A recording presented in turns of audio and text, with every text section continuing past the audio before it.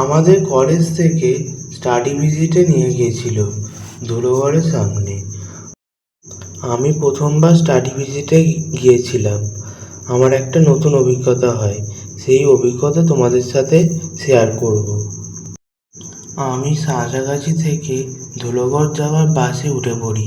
তারপর ধুলোগড় টোল ট্যাক্সে নেমে পড়ি। তারপর একটু কিছু খেয়ে বেরিয়ে পড়ি রয়্যাল বালাজি লিমিটেড উদ্দেশ্যে।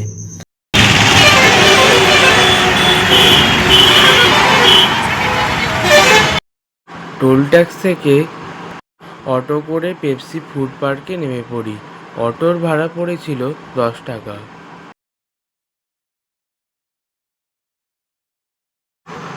পেপসি ফুড পার্ক থেকে 15 মিনিটের রাস্তা রয়্যাল বালাজি লিমিটেড কোম্পানি।